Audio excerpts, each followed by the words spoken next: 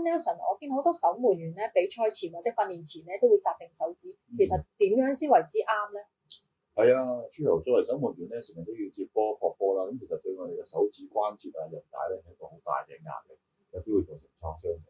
咁所以紮手指咧係一個好嘅方法啦，可以有個額外嘅 support 啦，去保護我哋嘅手指。咁有幾點我哋要留意啦。咁第一樣嘢咧，紮手指咧唔可以太緊，太緊嘅話咧會影響血液循環。第二樣嘢咧，我哋手指嘅關節咧，佢靈活性都好重要嘅，所以咧唔好紮到無打衣咁樣，要留翻個空間喺關節嗰個位度，等我哋咧可以屈到手指啦。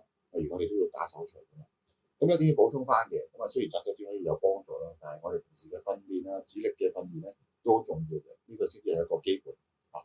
咁不如我哋示範下點樣紮手指啦，好冇？好。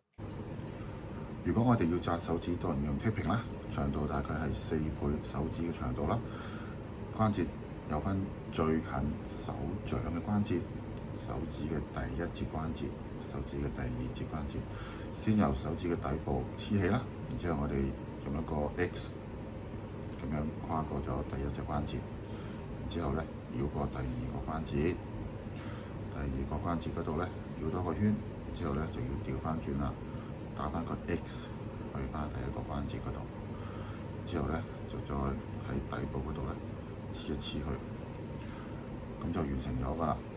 咁咧手指喐得好好嘅，亦都有一個保護嘅作用。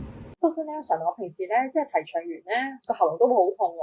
咁同埋咧，我有啲 friend 咧都話睇完波啊，或者即係可能訓練完咧都會覺得喉嚨有啲唔舒服。其實點解會咁嘅？哦，係啊。咁咧球迷睇波咧，尤其世界盃咧，連睇幾場啊嘛，咁可能咧通宵睇啦，有邊又喺度宵夜，又唔夠瞓，咁對個喉嚨咧，佢呢個咧受到刺激咧，就會發炎咯。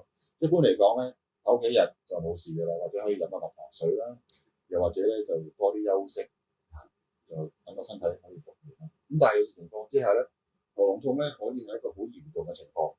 咁咩情況之下係嚴重咧？例如你伴隨住有發燒啦。又或者你喉嚨嗰度咧有吞嚥嘅問題啦，唞唔到氣啦，甚至乎吸到有血出嚟啦，呢啲咧可能係啲嚴重疾病嘅徵兆。舉例嚟講咧，有一種情況咧叫做急性會咽炎，就係個喉嚨嗰度咧，因為急性發炎咧，好似個氣球吹脹咗，咁啊影響到呼吸。又或者咧有一啲頸部嘅軟組織咧受到啲深層嘅感染啦，而令到頸部腫起咗，影響到唞氣同埋有嚴重嘅喉嚨痛。呢情況咧就要快啲去求醫。尋求協助啦，就唔可以等，就唔好喉嚨痛啦。原來咁。睇波要健康，求醫幫到你。